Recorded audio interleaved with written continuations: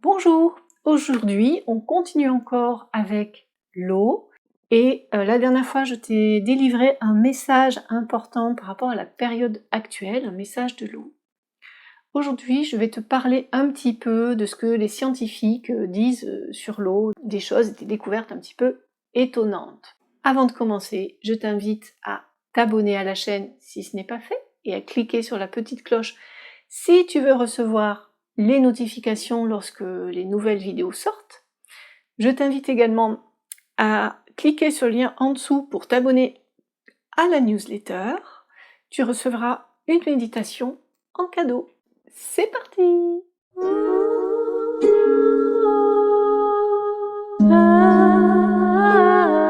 Je suis Nathalie Bernard, artiste coach, créatrice de Couleur Lumière et d'une méthode évolutionnaire.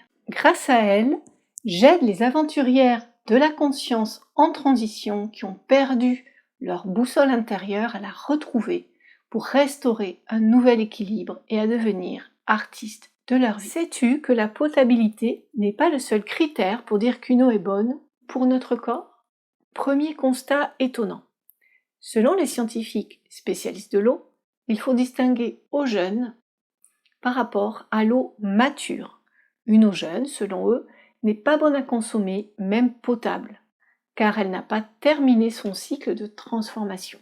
Ainsi, si on la boit, elle va pomper minéraux et oligo-éléments dans notre corps, au lieu de l'aider. Elle va donc nous épuiser. Les eaux jeunes sont l'eau du robinet et toutes les eaux que l'on va chercher sous terre par pompage. L'eau mûre, elle, est comme un bon fruit mûr. Elle a terminé son cycle de transformation et est prête à cueillir en jaillissant du sol naturellement sous la forme d'une source. C'est une eau vivante. Ces minéraux et oligo-éléments sont davantage biodisponibles et nourrissent notre corps.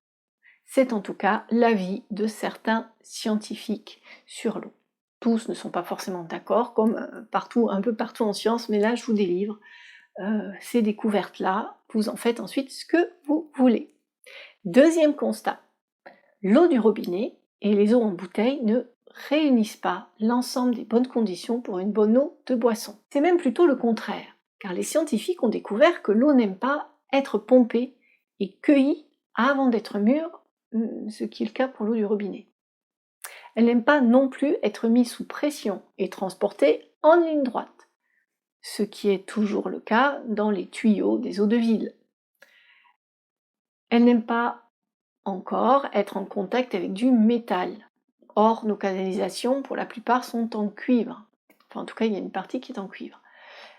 Elle n'aime pas, bien évidemment, être polluée, à la fois chimiquement et électromagnétiquement. Elle n'aime pas encore la stagnation. Ça va plutôt concerner les eaux en bouteille. Et si l'eau n'aime pas la pollution électromagnétique, c'est parce qu'elle est très sensible aux énergies subtiles. Et c'est bien pour ça que je vous en parle. Ainsi, chaque jour, la plupart d'entre nous buvons une eau dévitalisée, déstructurée, sans énergie. Le critère pourtant très important de la biodisponibilité n'est pas pris en compte, pas plus que celui de l'énergétique. En effet, on est loin des eaux vives et dynamisées que sont les eaux des torrents de montagne, des cascades ou de l'eau jaillissant d'une source. Ainsi, l'eau aime le mouvement, mais également être dynamisée par les énergies subtiles dont elle se charge pour les redistribuer. Tout comme d'ailleurs, pour revenir à la symbolique dont nous avons parlé lors de la dernière vidéo, les émotions sont des mouvements intérieurs et elles ne sont pas faites pour stagner non plus. La similitude est assez frappante. Troisième constat, ou découverte étonnante, selon Richard Haas, spécialiste de l'eau, je le cite, la question photonique, énergétique ou de dynamisation de l'eau n'est absolument pas prise en compte au niveau officiel. Fin de citation. Et c'est bien dommage car cela change, comme nous l'avons dit, la biodisponibilité de l'eau, mais aussi ses capacités sur notre corps. Et c'est justement toujours, d'après ce spécialiste, le facteur qui fait notamment qu'une eau peut être guérissante ou pas, voire destructrice. Bien sûr, la science constate les effets, mais n'a pas encore toutes les explications.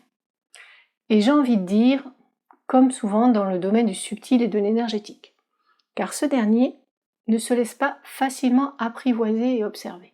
Le non visible, donc l'invisible, même si difficilement observable et quantifiable, reste quelque chose dont les scientifiques, un minimum honnêtes dans leur démarche, reconnaissent l'existence. En effet, le vent, l'air, une pensée, une émotion, l'amour ne se voient pas. Pourtant, on peut en constater les effets et donc l'existence. Notre corps, via notre ressenti, peut, à sa manière, le mesurer. L'eau a une mémoire, un peu comme un disque dur. La capacité la plus étonnante de l'eau, c'est sa mémoire et sa capacité à stocker des fréquences. Ainsi, certains procédés existent pour se servir de cette capacité et aider à restructurer, à donner de l'information et de la vie à l'eau en bouteille ou du robinet. Ces procédés pour programmer son eau sont nombreux et je te parlerai de 2 procédés en particulier la semaine prochaine.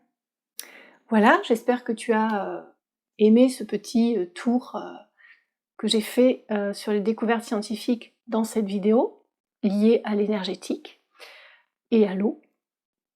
Si tu as aimé, n'hésite pas à laisser un petit pouce pour booster la vidéo et m'encourager à continuer avec cette chaîne. Tu peux, si tu n'y as pas pensé et si tu as toujours envie de le faire et que tu ne l'as pas fait, eh bien t'abonner. T'abonner aussi à la newsletter sous le lien qui est dans la description pour recevoir une méditation en cadeau. Et puis je te dis à bientôt dans la prochaine vidéo. Bye bye!